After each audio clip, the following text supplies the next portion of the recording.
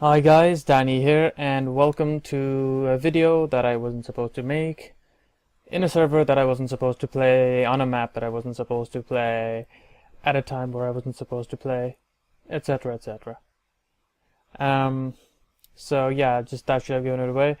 I was playing the Argrarian Skies, yay! Also, I should have hit 900 subscribers by the time this video is up, yay! Um, But yeah, playing the Argrarian Skies is really not a good thing for me. I should really not be playing at the moment, but I can't help but procrastinate because this map is so good. Basically what happened was the server, I'm playing at the server, there's Kane at the moment. Anyways, and playing at the moment, and oh yeah, the saves, it didn't get corrupted per se. It I don't know, there was some kind of problem and the world after the update refused to load. So Kane was like, I could wait and I wait a while till the problems might be fixed, or we could just play another world. And I was like, yeah, let's do Argrarian Skies. So yeah, and there we go, Argrarian Skies. We've been playing this for a couple of days, and this is just going to be like showing you guys everything I've done because consider it a 900 subscriber special. Yay, 900 subscribers, yay. uh, so yeah, this is just going to be a quick running through all of the different things that I made. Also, yesterday I went through all of the different mods and updates, change logs on all of the different things from this mod pack. So I'm pretty much an expert on every mod here. Well, not every mod, except for all of the B mods. I despise Bs, so I'm really not sure on those guys. But besides that, I'm an expert. Yay, expert. Theoretical expert, that is. Like, I wouldn't know what to do, but I would know where to look to know what to do. So yeah, let me get started. I think I should get started from downstairs. Oh, before I start, there's this new mod that was just added the last update, so a lot of people haven't found out yet. The only reason I found out was I was looking through the changelogs, and I saw it and I was like, huh, what did that mod do? I've never heard of it before. So I decided to check it out, and I found out what it does, and it's super handy. So yeah, basically, oops, not that. Basically what this does, it's called the workbook, and it's from the workbook mod. Basically, you can, if I just shift right click, you can see certain pages. The pages are just made with paper and an ender pearl, and you can just shift right click to bind it to a certain location. Then you can just put it in the workbook, and then if I just select a place, I can teleport around the base for free. So that makes it really handy. Well, okay, as you can see here, I should probably do this. There's this weird little bug going on that stops the smeltery from working. Mob situation. Oh no, that stops the smeltery from working. Oh wait, I have a book. That stops the smeltery from working. Oh, nice. Unless when you log off and log back on, unless you break the container that contains the lava and then put it back. Well, I only have 6 at the moment, so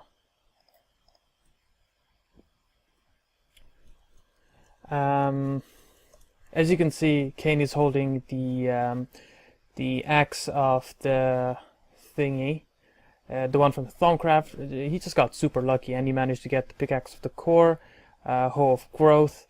Oh yeah, the pickaxe of the core doesn't seem to have repair, but as you can see, the hoe of growth has repair, and the one that he's using at the moment, the sword has repair. So he's crazy lucky. And while he got that, what I managed to get were not these. No.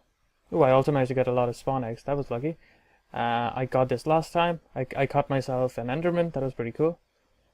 Where is it? Is it in that chest? Basically loads of colored blocks. This was all me. Yeah. So yeah, this is the mob spawner that he built. As you can see, it's in a weird mushroom shape. It looks really, really cool.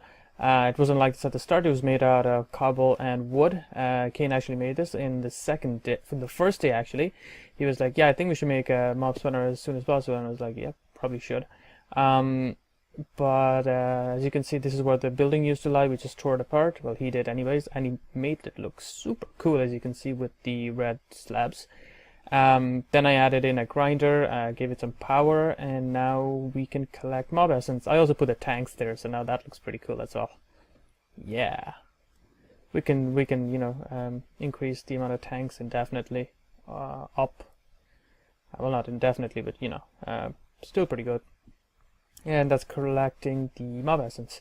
What I was doing a couple of seconds ago is I just put mob. Where did it go?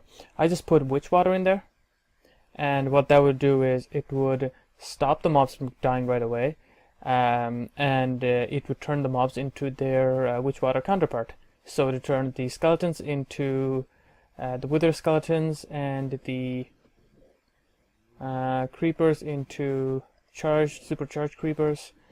And if I had villagers in there, they would turn it into witches. I am thinking of taking a villager, throwing it inside of the witch water, turning it into a witch, then using one of those the safari net things and creating a grinder. Not a grinder. I have a mob spawner downstairs. Creating like an infinite redstone, glowstone, and potions making thing. As you can see here, I have loads of bloodwood and redstone. Well, not loads of redstone, but a good amount of redstone. That's because all you need to do is plant a bloodwood sapling upside down, a fair bit up, and then that will produce the bloodwood tree. And I'm using the bloodwood weapons at the moment. They're pretty strong. Alright, okay, yeah, that's not cool. Twice already this has broken down while I climb up. I don't actually need to do this if I had like a ladder up here or something, but I don't know why I do this every single time. All you need to do is put the blood sapling up there, bone meal it, or not bone meal it if you don't want to, and boom, it grows. Now the cool thing about this is when you break it, it drops a fair amount of redstone, around 15 to 20, so that's pretty good. That is per tree. Unfortunately, if you don't measure it correctly, when the tree forms, it will actually break through your platform. You guys might have watched Generic B's video. Basically, his tree grew, straight down and destroyed his mob grinder, which sucked quite a bit. For me, it just destroyed my previous harvester, so it wasn't that bad. But still, if you can avoid it, you should. I do that just so. What's happening now? Okay, put this back. Is it collecting it? Yeah, it's chopping it down, as you can see. And the thing about the bloodwood is you can't really use it to make charcoal or anything at all. You can do is okay, I'll be right back. I need to tell Kane what I'm thinking of doing for the drop thing. Okay, where was I? Oh yeah, Kane is rebuilding that. What I've planned for that is, just a small amount of mobs drop from there on top of the blood altar, and the mobs can't see us, so I can just use the blade and attack them here, and that'll kill them right away, give me their blood, or I can put the spike there and it'll just give us the rare loot. Using the invar, if you read the description, well, not the description, but this little information thing, it says it right there. Will drop rare items, so that just means heads and things like that, so that's always super useful. Wow, this is so full. Let's see, I can throw away some of these guys. Like I said, they're not very useful, as you can see from here. You can't even turn them into charcoal. You can just use them to like burn things, and yeah, even that gets a bit too much at times. Anyways, I have this little setup here. Basically, you just throw in any sort of plant material or rotten flesh or whatever. It just drops into there. Hopper system to put, over there. Same thing over there, making soul sand. I needed quite a bit of soul sand because with soul sand you can get a lot of the nether items. And not only that, you can also get like gas tiers, and gas tiers can be super useful. And as you can see, I even have essence berry bushes, and you get that from sieving. I'm gonna call it sieving smooth stone.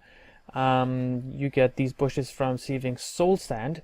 You also get nether wart from sieving soul sand, things like that. So I needed to get a lot of soul sand. Also a lot of nether quartz. We have a lot of nether quartz. Destroy the grass. I have no idea what he's talking about. But yeah, little system here. This is just so I can make some obsidian because I needed a lot of obsidian to make the tanks and stuff. Like I just showed, this is what I use to, you know, get trees and stuff. It's pretty quick. Oh yeah, these bushes from Chura, like I said, you get them from soul sand. I'm 95% sure you get them from soul sand. I don't know how could I have forgotten. All the different berries give different things. For example, the sky berries gives you jump boost and slowness. The stingberry gives you super punching power, and something else that I've forgotten. And this is my favorite one, the blightberry. It gives you poison and regeneration. But the poison is for half the time of the regeneration, and the you regenerate a lot more than you lose by poison. So yeah, that's that. Like I said, you have a really small chance, like 0.1% ish chance of getting the berry bushes. And not only do I have the essence berries, I also have the tin, aluminum, things like that. Ghastly from soul sand, these glow shrimps from soul sand. Another one from soul sand, like I said. Ender pearls from the ender lilies over there. Some mushrooms, things like that. We also have the smeltery thing. I'm really proud of this because, well, you know, there isn't many ways you can go about this.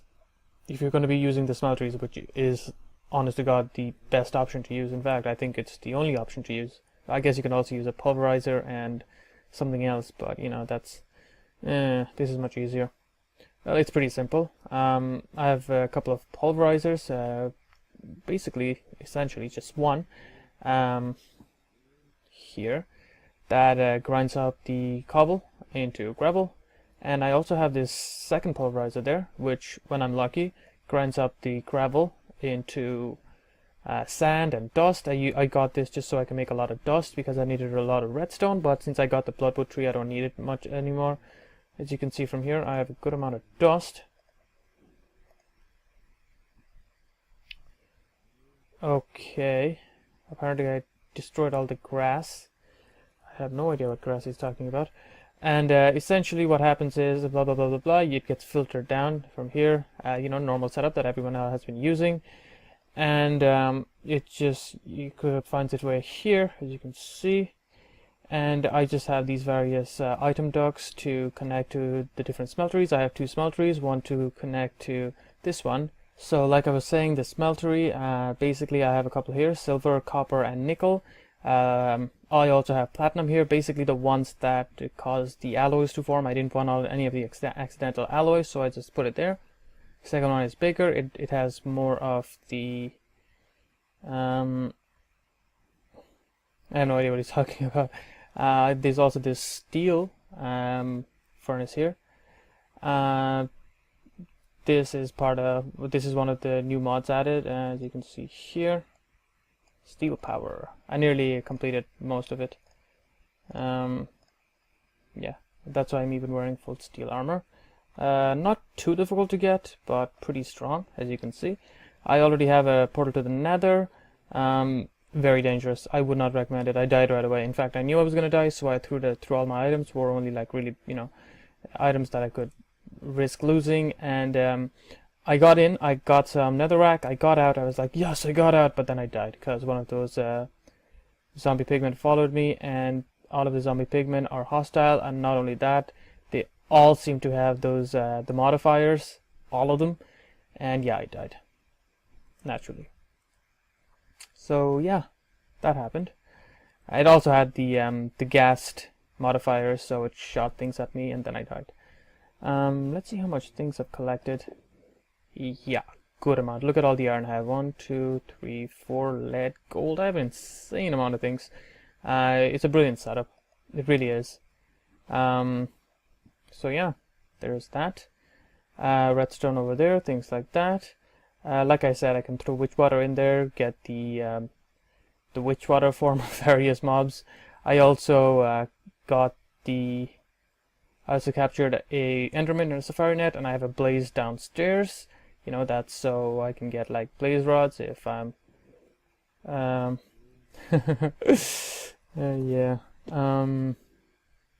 So yeah, we have a lot of things. Oh, a couple of things that I wanted to mention.